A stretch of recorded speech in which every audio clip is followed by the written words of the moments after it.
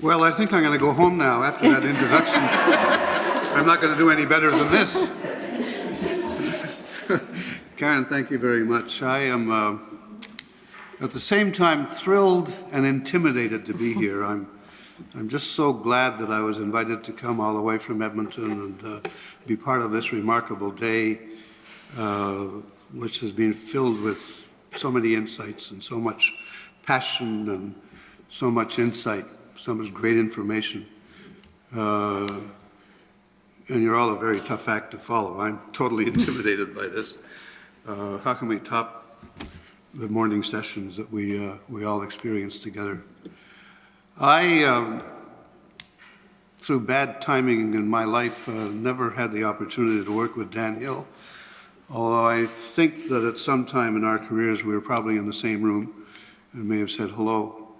While he was inventing human rights in Ontario, I was a young journalist, relatively young, in the Saskatchewan, covering Tommy Douglas' introduction of Medicare, which was pretty exciting too. And my first brush with human rights came really on the shoulders. And I want to say that, as Carolyn said earlier, that all of us who are in this human rights movement in any way, shape, or form stand on the shoulders of Dan Hill, who is a true giant in so many ways. This may turn into a plug because he is, among many other things, a wonderful model of how interracial marriages can work. My biography of Harry Jerome tells a story of how his interracial marriage, which started in Oregon, didn't work. A loving couple who loved each other all of their lives, but could not stand the pressures that were arrayed against them in the 60s, both in the United States and Canada, because they were of different races. So Dan Hill presents many models to us in many ways. One of them was echoed in Saskatchewan when I was there, when the government of Saskatchewan, I'm sure inspired by what was going on in Ontario, passed its first Fair Accommodation Practices Act, and I tried the first case because some idiot told me one day that I couldn't live in an apartment that he was renting, and I said, "Are you kidding?" I thought this was hilarious, and we fought the case and won it. Queen City Real Estate offered me the apartment of my choice at a very good rate, which I, of course, declined.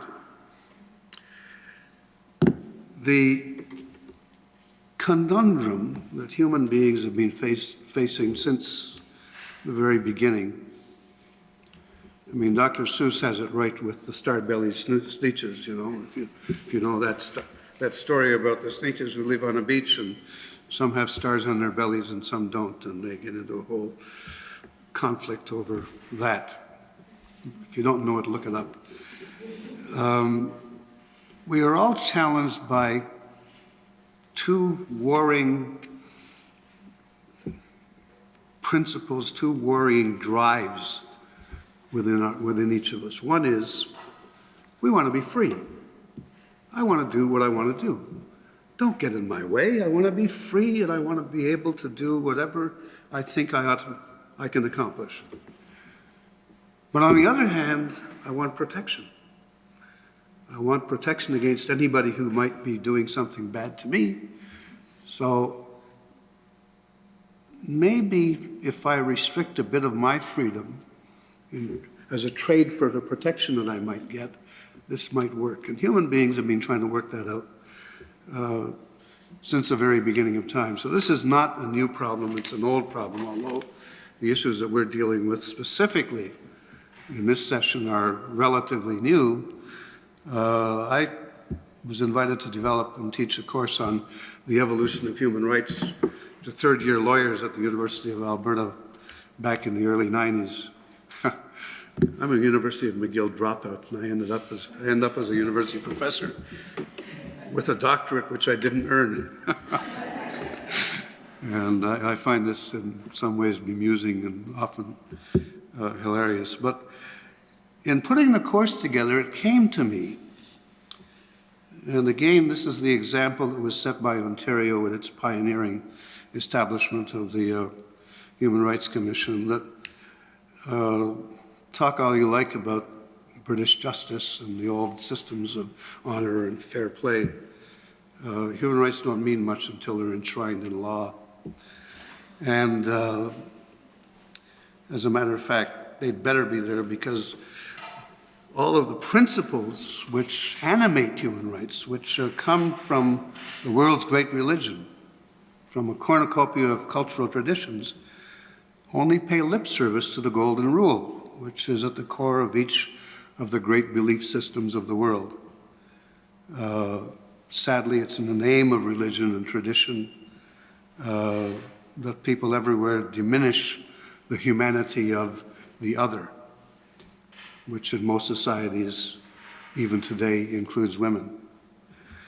In fact, as we see with increasing clarity today, human rights tend to be more secure in secular environments than in states or in situations which are governed by a particular religion or other. So when I started doing my research for this course, I started with Hammurabi, which you probably won't recognize as a champion of human rights, but his code, Hammurabi's code, which is the first example of written law that we have, began by placing limits on what a guy could do to his slaves and to his wives.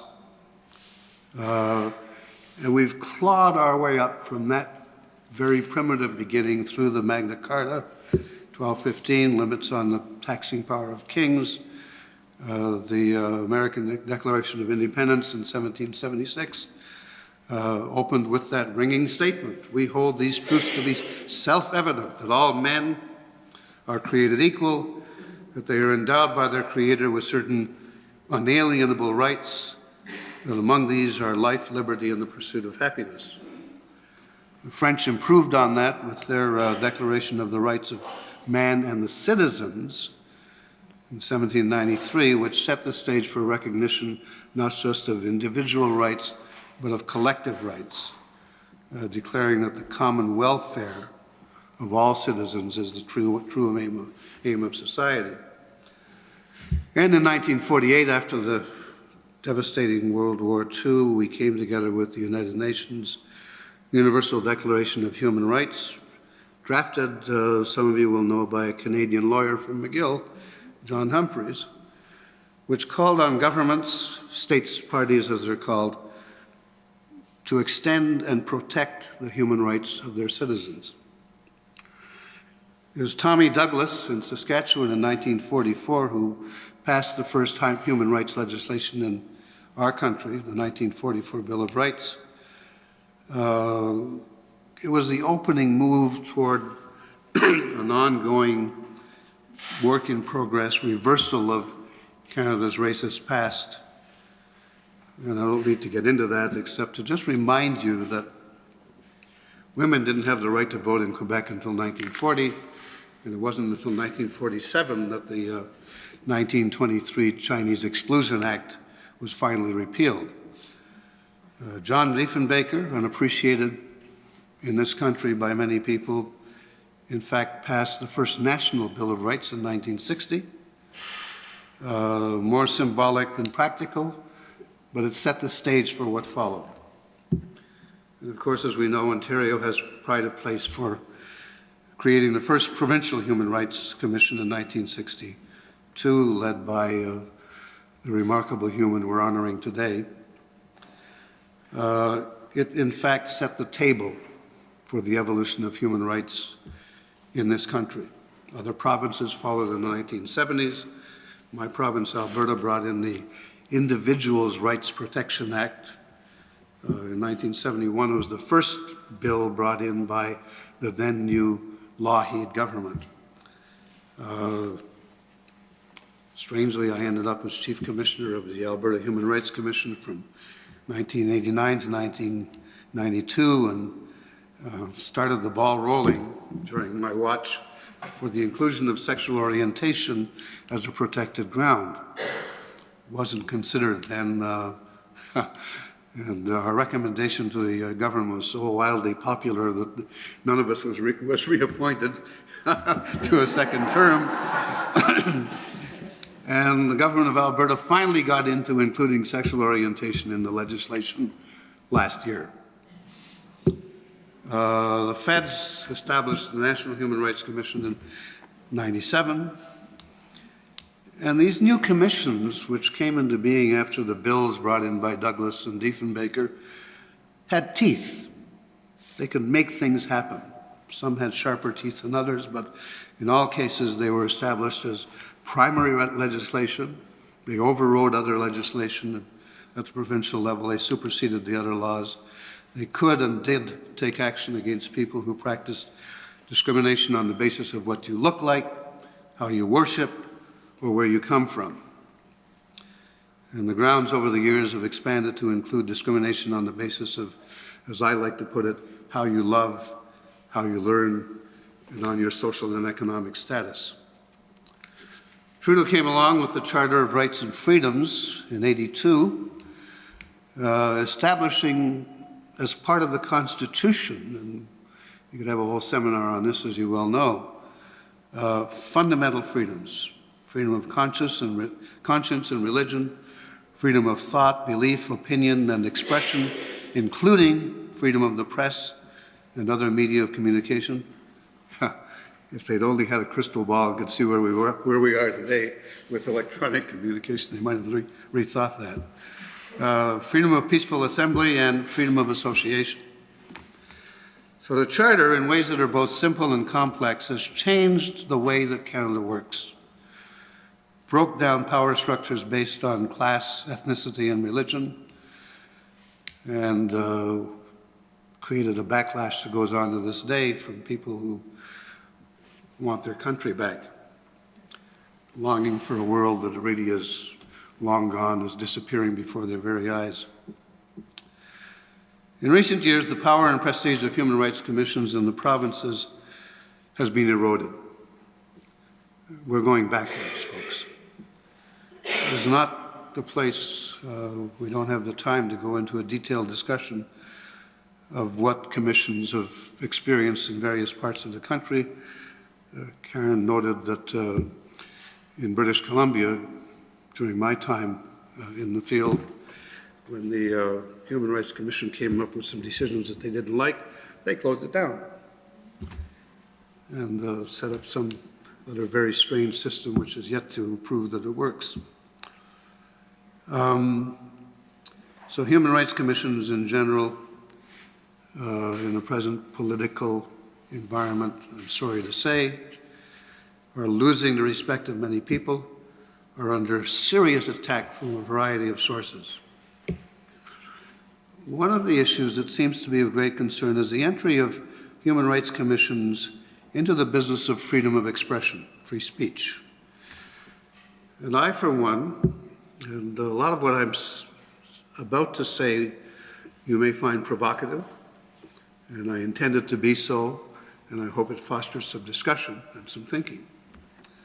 But I believe that commissions have lost their way in this country by not sticking to their knitting.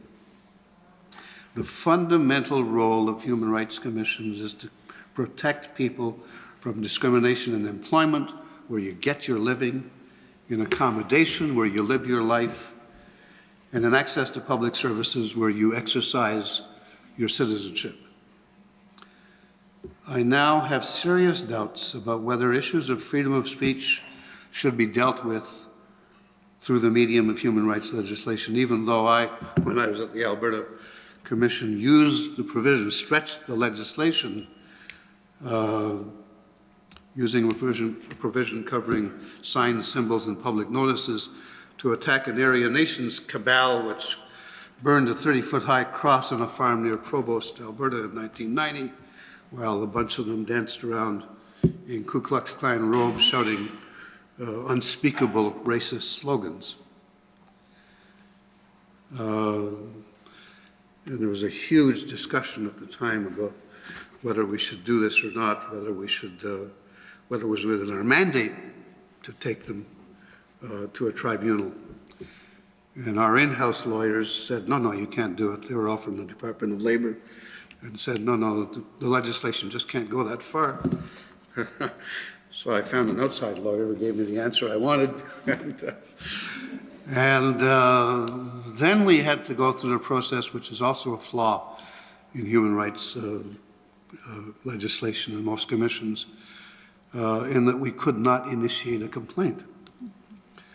So here were television pictures of these guys dancing around and just making a terrible spectacle that Albertans were seeing on television.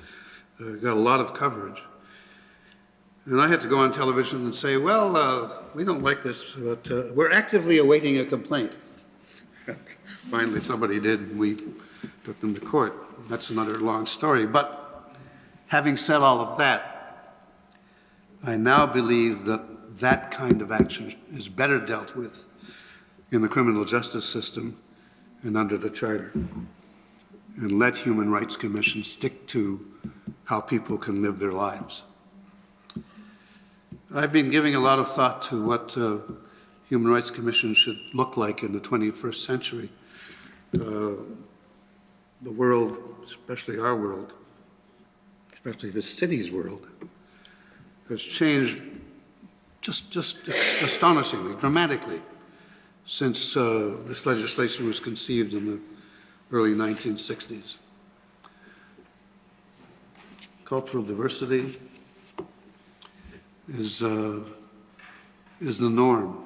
It's a predominant feature in most of our cities and even in our smaller communities. Do you know that 25% of the population of Provost, Alberta, a little town west of Calgary, is African? If you want to know more, ask me later. There are 5,000 Nigerians in Calgary, most of them making tons of money in the oil patch. The role of and expectations of women, of Aboriginal peoples, and of the great variety of cultural and religious and sexual orientation minorities is changing the look and feel of a country that, within my lifetime, thought of itself as a proud part of the British Empire. It was a white man's country outside of Quebec. It was predominantly Protestant and rained down harsh treatment on citizens of Chinese, East Indian, Japanese, Eastern European, during World War II, Italian and German citizens. And of course, it needs to be said, it cannot be said often enough, that our attitudes toward and our treatment of members of the First Nations of this country remains an open sore on our democracy. It's without question the most challenging, most pressing human rights issue of our time. So, what should some of the elements of human rights law be in the 21st century? Should we be considering responsibilities as well as rights? That'll get some people going. First, I believe the legislation needs to get back to basics. By that I mean sticking to the issues of employment, accommodation, access to public services. I'll say a little more about freedom of speech in a minute or two. The legislation needs to go beyond being driven solely by individual complaints. We need to make the legislation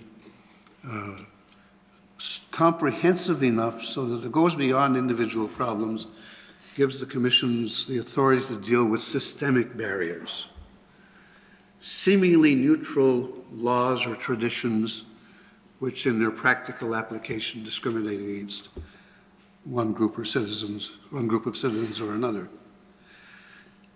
And of course, in order to achieve this, Human Rights Commission need the authority to proceed on their own initiative, not to wait until somebody under great pressure comes with an individual complaint. We've seen the example in BC, we've seen examples in my own province where the Human Rights Commission went from, when I was there, quasi-judicial organization with the Chief Commissioner having deputy minister status to secretariat reporting to an ADM, and today with some kind of a strange organization in which members of the commission also, whose job is to stand up for and advocate human rights, also being put in a position of adjudicating complaints and not having a lot of latitude within which to move. The legislation in Alberta has narrowed rather than broadened. So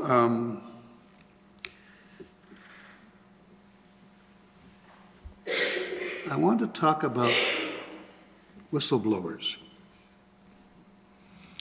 as a responsibility. It's my sense that in a civil society, when you see something that's wrong, when you see wrongdoing in your workplace or in your community or anywhere you happen to be, it should be a responsibility to do something about that.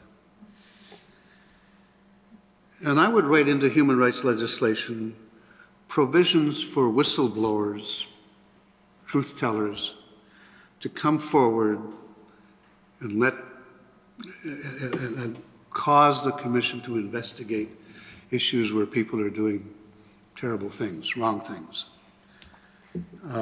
Most human rights commissions have some provision to deal with what they call frivolous and vexatious complaints, where somebody is feeling wronged and wants to get even.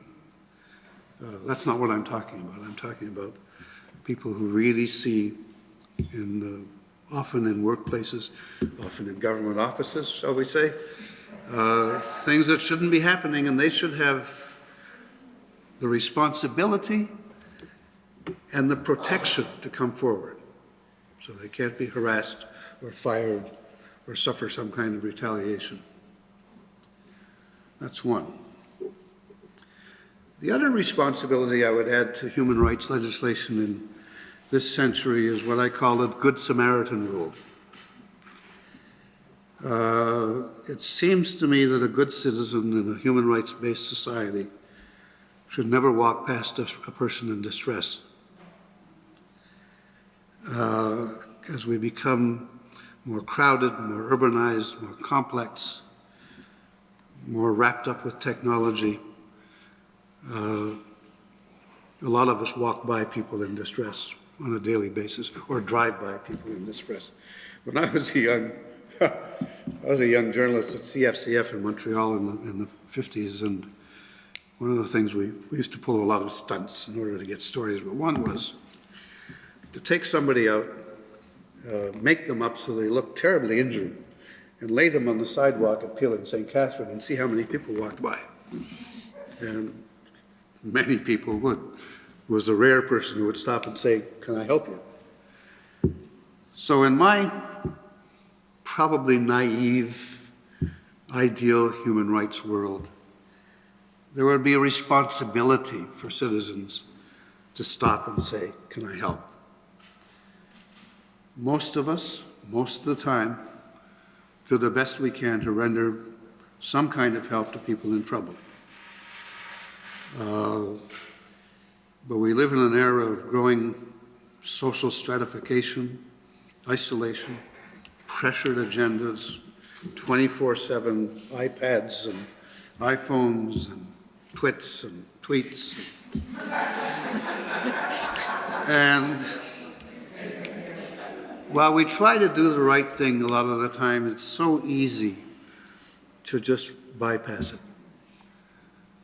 And I think that citizens in a human rights environment with the social conscience that I think most of us have, but that is sometimes dormant, needs to have that reawakened. Because you see, I think that most of us, most of the time, want to do the right thing, given the opportunity. It's a very few of us that actively try to do the wrong thing. And one of the things I've learned about the study of human rights is that when it's enshrined in law, when it's written down in a statute that you can go and read and that people write about and talk about, most of us, most of the time, want to be law-abiding citizens. We want to do the right thing. So, the Good Samaritan rule. So finally, sticks and stones will break my bones, but names will never hurt me. You know that one? That was one of the mantras that the Fraser bunch, the only black family in East End, Montreal during the 30s and 40s clung to. When there were sticks or stones, we fought back, and we fought back hard. Please wrap up. Okay. I'm going to fight back a little while. This is about freedom of expression. Name calling in all of its manifestations, in my view, is best dealt with under the very articulate, although they can also be improved, freedom of expression sections of the Charter and all of the hate crime provisions and jurisprudence and experience that we've had since that came into being. You know, we've dealt pretty successfully with the Keegstras and the Zundels and many others, the Aryan nations, who crossed the line using their rights of freedom of speech to incite hatred against individuals or groups. And I think that's the place to deal with those issues. So, in a multicultural society, still adding new elements to the mix, it's to be expected that there will be groups and individuals who are extraordinarily sensitive to any slur from any source. There are good reasons, although they may not be properly justifiable, there are good reasons where a lot of people that we pass on the street, that we ride with on the subway, have chips on their shoulders the size of boulders.